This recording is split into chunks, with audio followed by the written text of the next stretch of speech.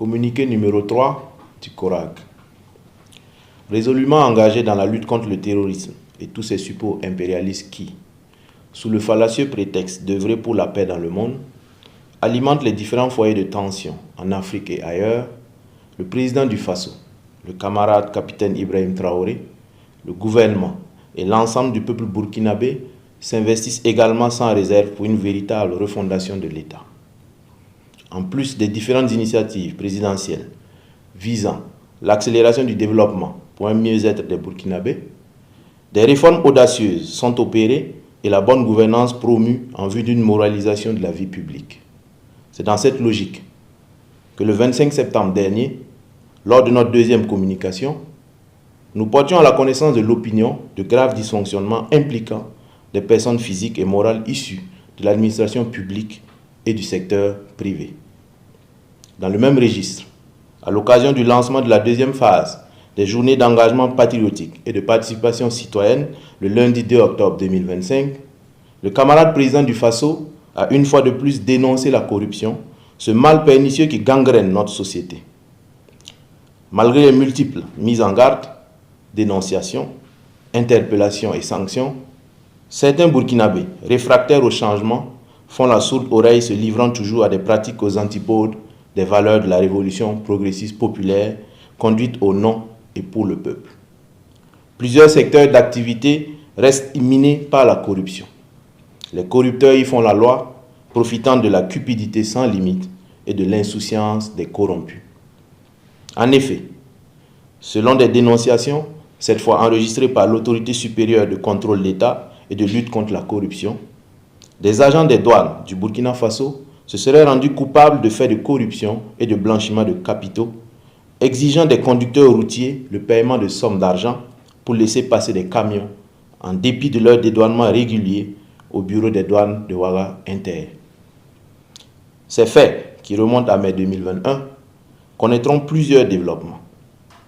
En effet, à la demande de l'ASELC, le procureur du Faso a immédiatement ouvert une enquête qui a permis de découvrir d'importantes sommes d'argent détenues par les mises en cause dans leurs bureaux et domiciles. Des preuves matérielles irréfutables des faits de corruption impliquant deux agents, l'un inspecteur et l'autre contrôleur des douanes, sont versées au dossier.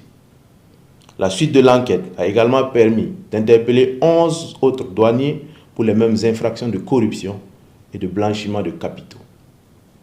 12 témoins, transitaires, déclarants en douane, transporteurs et commerçants entendus dans le cadre de l'instruction du dossier, confirment tous avoir remis des sommes d'argent allant de 100 à 150 000 francs CFA sans quittance aux mises en cause qui étaient en poste à la Coordination nationale de lutte contre la fraude.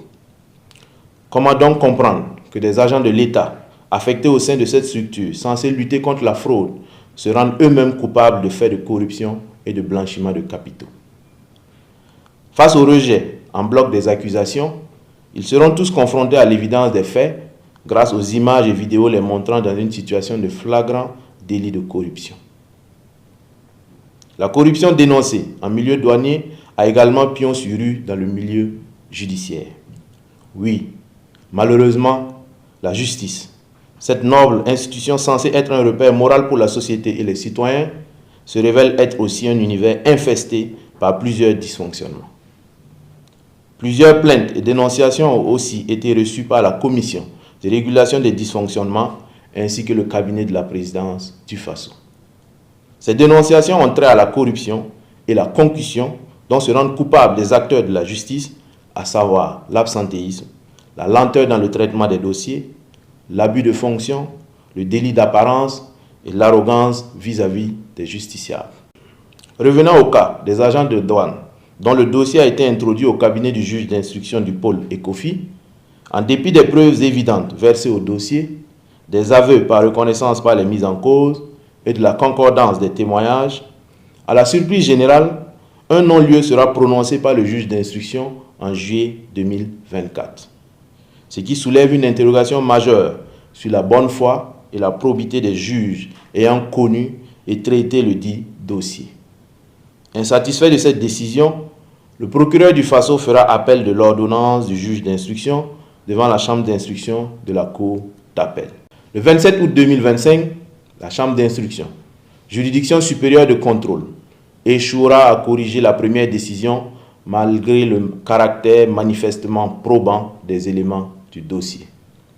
Elle valide un raisonnement qui fait abstraction d'une part de la matérialité de l'infraction, remise et récupération de l'argent, et d'autre part de la concordance entre les images et vidéos réalisées par les enquêteurs infiltrés et les pratiques dénoncées par les témoins. Cette confirmation du non-lieu, nonobstant les preuves flagrantes, fragilise l'effort de lutte contre la corruption et envoie un signal extrêmement négatif sur l'efficacité et la rigueur du pôle judiciaire spécialisé. À l'issue de cette mascarade judiciaire, les mises en cause parviennent à obtenir auprès des juges ayant connu du dossier l'identité des dénonciateurs ainsi que des pièces de la procédure, éléments normalement protégés pour garantir l'anonymat et la sécurité de tout dénonciateur. Non content de violer un principe sacré du droit, à savoir la protection de l'identité du dénonciateur, l'un des douaniers mis en cause se paie le luxe d'attraire le dénonciateur devant un juge qu'il corrompt en contrepartie d'une condamnation sévère de ce citoyen qui a voulu contribuer à la manifestation de la vérité.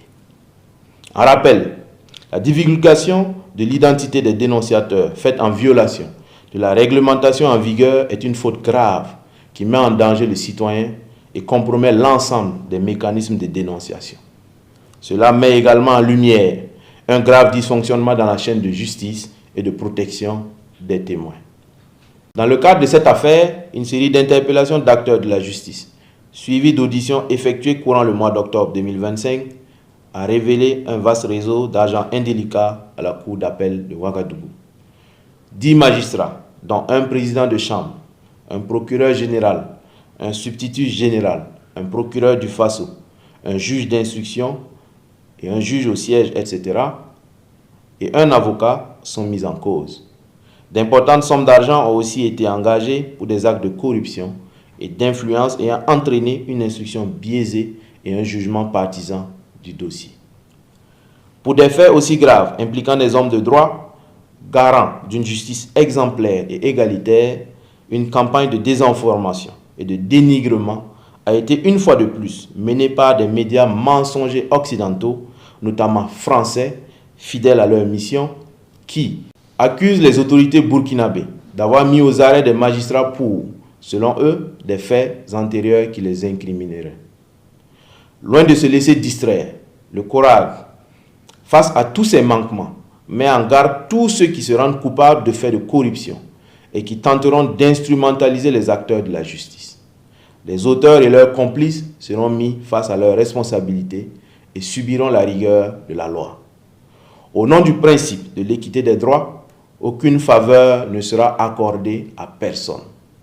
Nous accentuerons la lutte contre la corruption et l'impunité des acteurs judiciaires en exigeant le respect strict des règles d'éthique et de déontologie. Notre conviction est que l'on ne saurait parler de moralisation de la vie publique en occultant celle du système judiciaire. La justice a un rôle primordial dans la protection des droits et libertés. C'est pourquoi les sanctions disciplinaires contre les acteurs indélicats du secteur judiciaire vont se poursuivre sans exclure les poursuites judiciaires. Encore une fois, le CORAG invite les Burkinabés à rester vigilants et à faire échec aux manipulations qui pourraient découler de cette lutte âpre contre la corruption et les mauvaises pratiques. Engageons-nous à bâtir une société burkinabé digne, intègre, juste, prospère et souveraine. La patrie ou la mort, nous vaincrons.